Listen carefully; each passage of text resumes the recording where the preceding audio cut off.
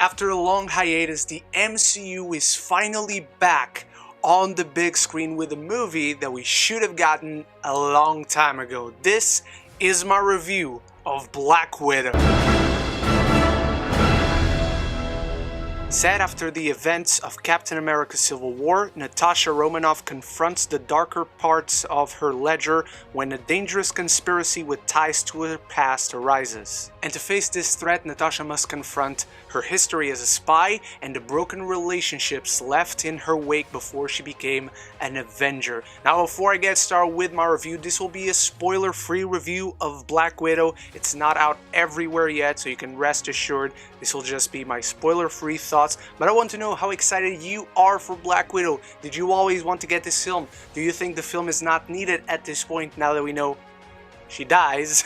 So let me know all of that in the comments below, start the conversation, and while you're down there, consider clicking the subscribe button if you're new to the channel, if you want to see more content like this. It helps a ton to get this content out there, and you'll always be aware of whenever there's more great content. It's no exaggeration to say that Scarlett Johansson has always been one of my favorite actresses, even before she came into the MCU, but the fact that she did come into the MCU was all that more exciting for me as a fan of not only her work, but the character of Black Widow and what that character gave to the MCU in general. This film does a lot of good things for that character. It cements the impact she's had in the MCU and the impact she continues to have after her untimely demise in Avengers Endgame.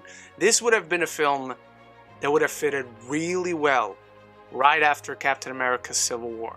Another small story that's much more personal, which is what works best for this film. It's the personal stuff, it's the family stuff, the human stuff, the emotional drama at the core of this film of Black Widow trying to fix her broken relationships with her very broken family. And Scarlett Johansson is spectacular once more in this role. She always does a fantastic job no matter what role you give her, and she's great in this, especially a relationship with her sister Yelena, played by Florence Pugh, also spectacular in the film. Whenever these two are together on screen, those are the best parts of the film without a shadow of a doubt, especially in the beginning, in the first act, as you're getting to know how these two are together, how they work together, and their dynamic together works really well.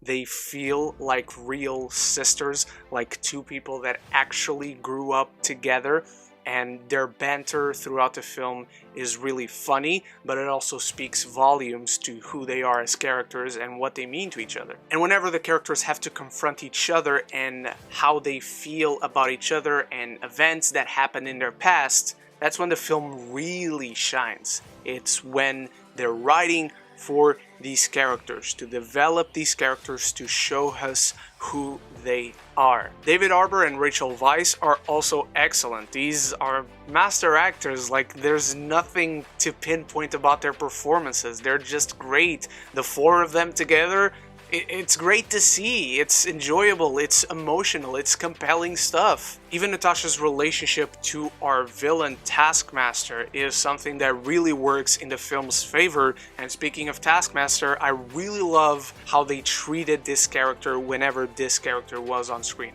It comes across like this big horror movie monster. The score booms up, it explodes, it makes everything vibrate around you.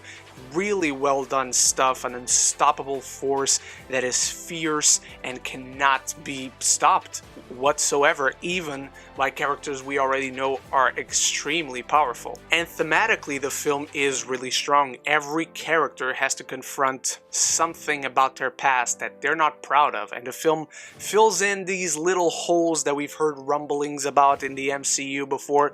If you're a big fan of the MCU, you'll understand what I'm trying to say, but since I don't want to spoil, I also think Kate Shortland does a really good job, especially in all those human moments I talked about. She's a great director. If you haven't seen Berlin Syndrome, I highly recommend that film. It's really fucking incredible. So whenever the movie has to stop and deal with character, it does a really good job.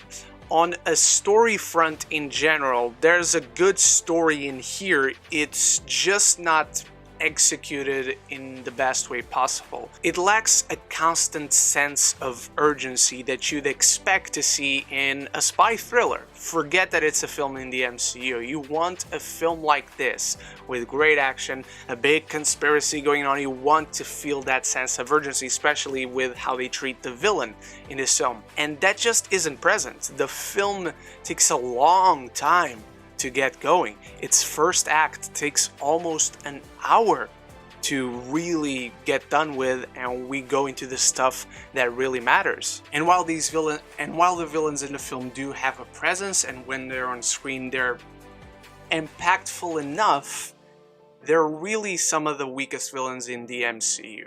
I'm also disappointed with how they changed a character in general.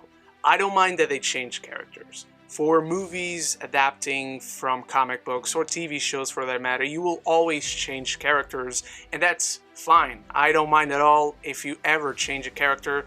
I will mind, however, how you change a character. And in this case, a certain character was changed for the worse. It was very obvious what they were going to do with this certain character. And from the very beginning, as soon as you see something right at the opening credits, you're like, that's it. Right there. It's just very obvious. Again, the story, the villains, it's all just very functional.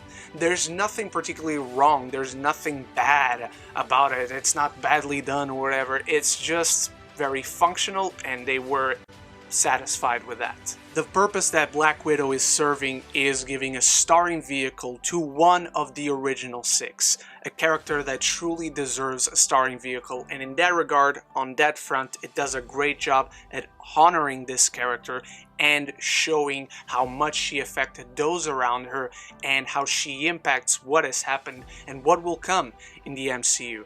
There are two post-credit scenes, one of them really fun to see, and it connects to something we've already seen. The second post-credit scene, really intriguing, and connects to something that it's not out yet, and I really love to see it. Florence Pugh and Scarlett Johansson are definitely the best part of this film, and it's clear that Florence Pugh is a bright, shining star in the MCU's future, and rightfully so. The character is great, she is great, and I cannot wait to see what else they do with her. As far as a swan song for Natasha, for the last time we'll see her, she deserved this. This was a long time coming. It's a really fun spy thriller, some really cool action that feels like sometimes it's shot by two different people, because sometimes it's good, other times shaky cam, high frame rate, lots of cuts, really didn't work. As far as serving a character, however, this satisfied me. I had a good time with Black Widow, spending some time with Natasha that I already missed, and it brings the MCU back to the big screen, which I couldn't be happier about. I'm giving Black Widow a B-. Now, are you excited for Black Widow, my beautiful geekies? Did you already see it? Are you yet to see it? Let me know all of that in the comments below. All your thoughts. How do you rank Black Widow amongst your MCU ranking? Let me know all of that. And if you're still watching, consider clicking the subscribe button because you enjoy the video on some level. I know how your mind works, my friend. Thank you so much for watching. You are the best. My review for episode 5 of Loki is up. My review of Fear Street Part 2, 1978 is up. And I'll be back very soon with more reviews. So I hope to see you there. And until then, love each other and love the movies.